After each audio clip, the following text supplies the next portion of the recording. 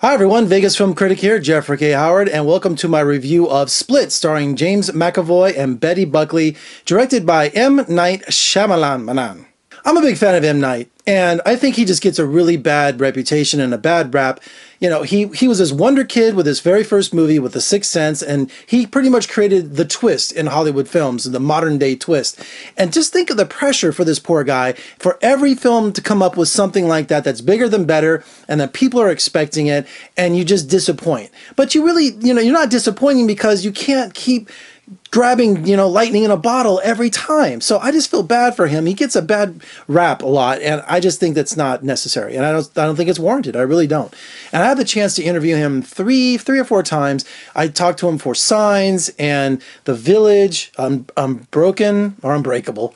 And he was just the nicest guy. He really was. And you could just see the intelligence, and he just, he really has this presence about him. So, and his last film, he hasn't made some films that, haven't been very popular. And The Visitor with Blumhouse, and now with Split, he's teamed up with Blumhouse again.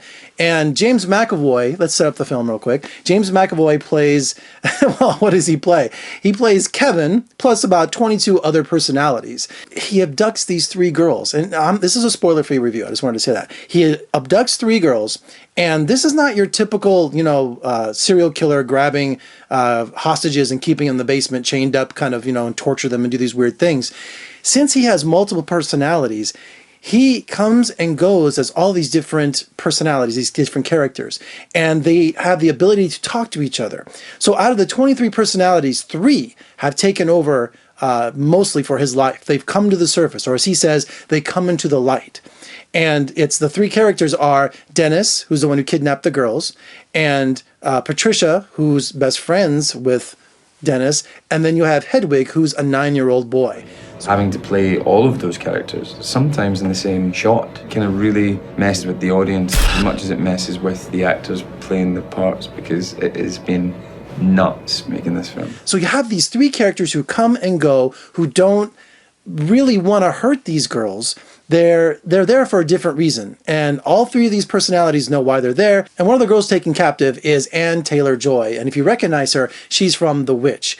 And this girl just has an emotional range that's just phenomenal. Not only was she great in The Witch, but here she's kind of the leader of these 3 girls. She's the one who's like, she's starting to understand what's going on with Dennis. She's understanding all these different personalities, and she starts manipulating them, and she starts trying to figure out, where they are, and using all the characters against each other. It's just masterful writing for all these characters to come out like that and to switch back and forth. And the great James McAvoy, he pulls this off. I don't think, who was the other person there was another actor they were talking to try this, and he couldn't do it. Oh gosh, Jeff. Joaquin Phoenix, that's who it was. Joaquin Phoenix, I think, would have made a really good choice too, because he's got that kind of mentality where he can really get himself into all these characters. What's the word? Method. He's a method actor.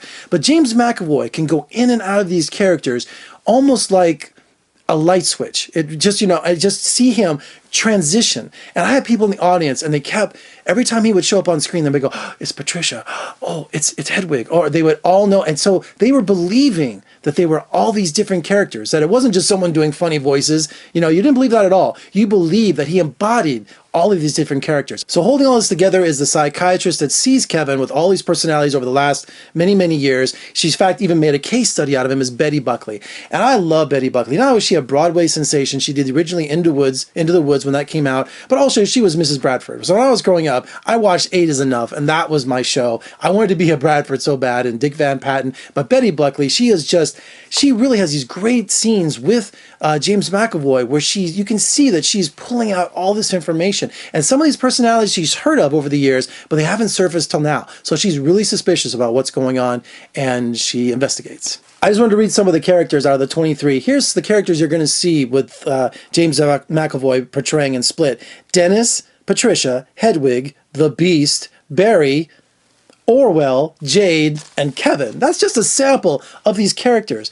And you think to yourself, okay, well, how distinct can these personalities be? You know, how much are you going to believe that it's not someone just doing these different voices? You do. You believe it. And not only is McAvoy phenomenal in this role, but also M. Night's writing. He is back to writing these incredible thrillers that we know him for. They're intelligent, they're thought-provoking, and it's also based in science about all these different multiple personalities. So he's done a really good job. It's getting great buzz, and people just loved it last night.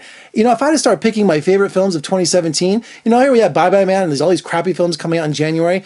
I hope they remember James McAvoy, and I hope they remember the script and the direction for this movie, you know, 11 months from now, because it definitely deserves it. All right, for more reviews and interviews, surf on over to my website at vegasfilmcritic.com. I'm Jeffrey G. Howard.